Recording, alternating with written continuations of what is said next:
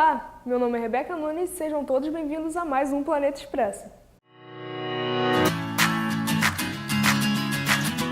No programa de hoje demos voz ao povo para saber a opinião dele sobre a atual situação política no nosso país.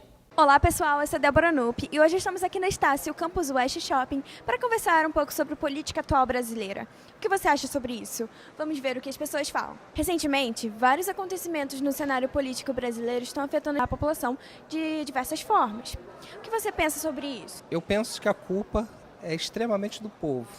Há muito tempo nós viemos falando dos votos, entendeu? E a população, ela não encara isso com seriedade. Entendeu? Eu, particularmente, eu não consegui eleger ninguém desde os meus 18 anos. Ou eu voto errado, ou eu tenho ou voto certo, né? Então é o seguinte, precisa da conscientização nossa, dos estudantes. Para quê? Para fazer com que o povo na rua, os desinformados, ele passe a trabalhar, né, com a política dentro de casa, entendeu? Eu acho que falta motivação para a população para ir às ruas.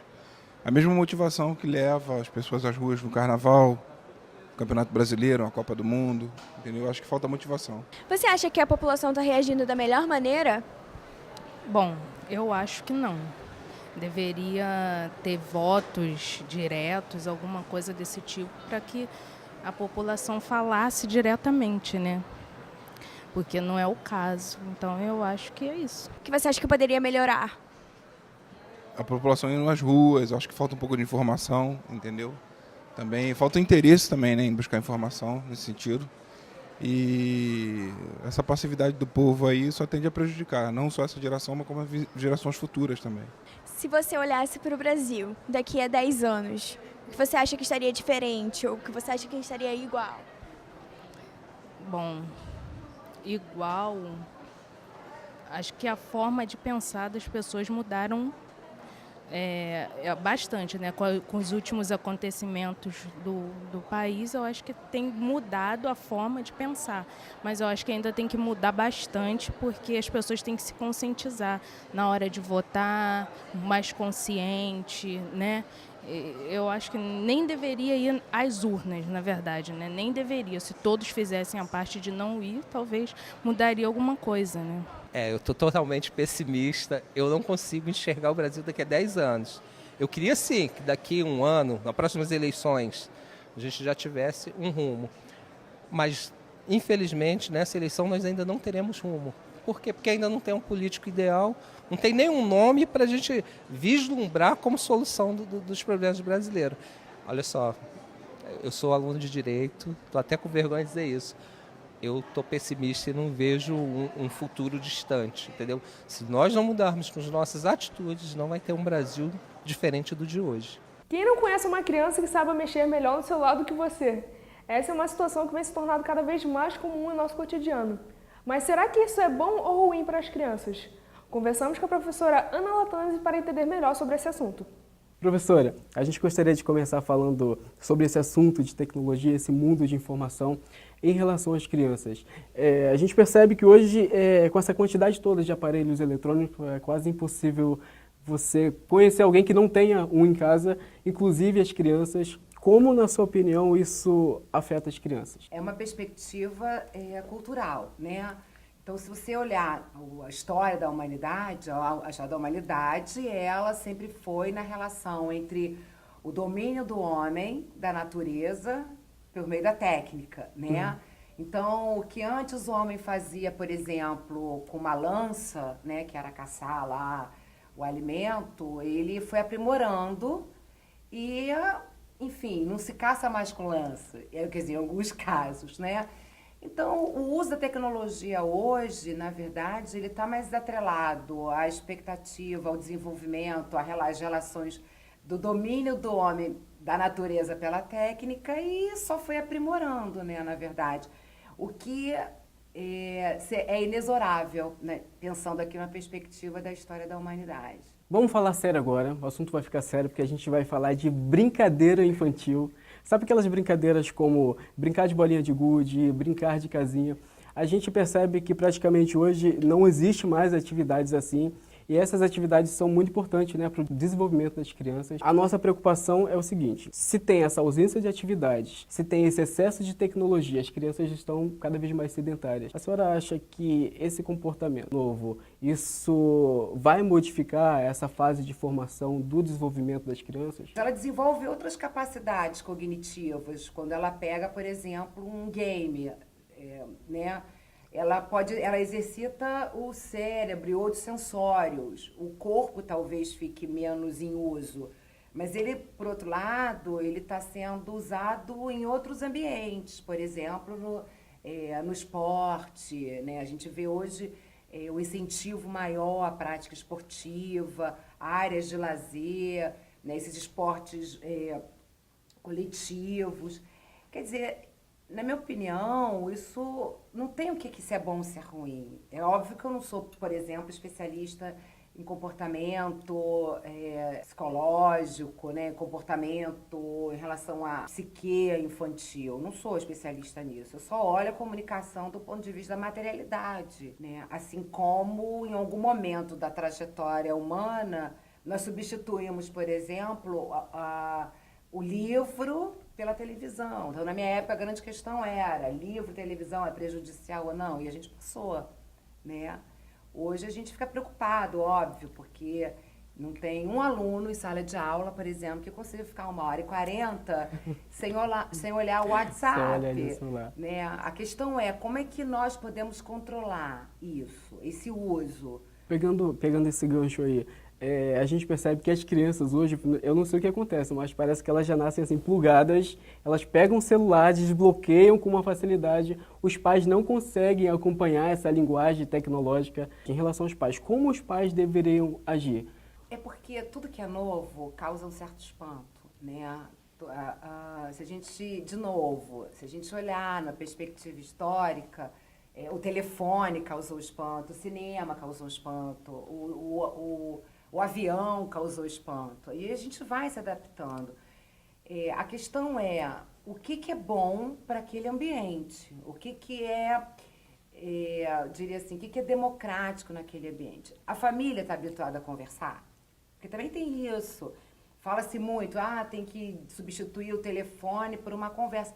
Mas essa família conversava antes. Então, assim, não adianta a gente se pensar que as famílias e as pessoas devem se comportar dessa forma, se de fato as pessoas não estão interessadas nisso. A tecnologia, ela transforma também o sensório humano.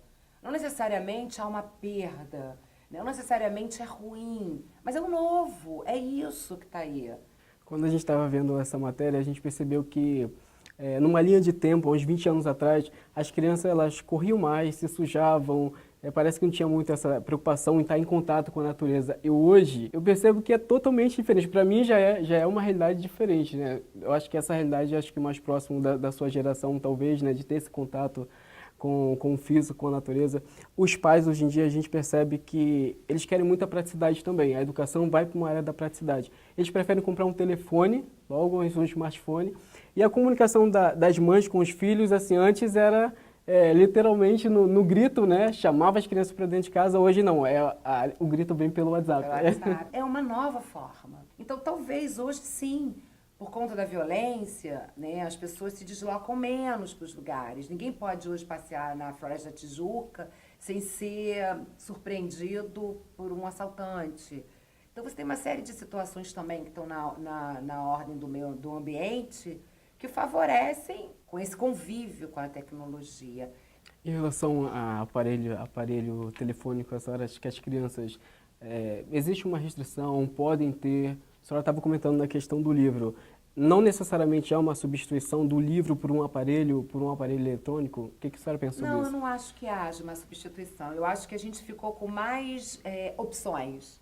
Né? Eu, por exemplo, até há pouco tempo, gostava muito do cheiro do livro, de pegar o livro. E aí, o que aconteceu comigo? Como eu tenho mania de comprar livro, eu me mudei, precisei me mudar. E eu praguejei mais do que eu pude, porque eu tinha centenas de caixas pesadas de livros.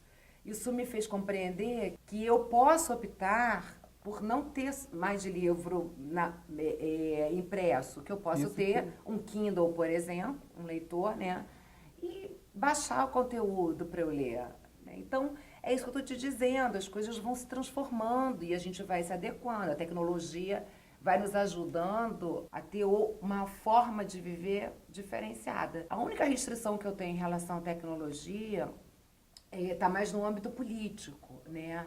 Eu fico pensando assim, se a gente imagina que o Facebook é uma ferramenta fundamental para a gente compartilhar ideias, a minha questão sempre é essa, mas a gente está compartilhando ideias com pessoas que pensam como nós, porque o Facebook não é uma rede social, você convida quem você quer. E geralmente a gente coloca ali as pessoas com quem a gente quer dialogar ou a gente tem mais ou menos as mesmas percepções de mundo, né? Então, essa é a minha questão, né? A minha questão, por exemplo, é quando não é nem para o aluno, mas para o professor em sala de aula.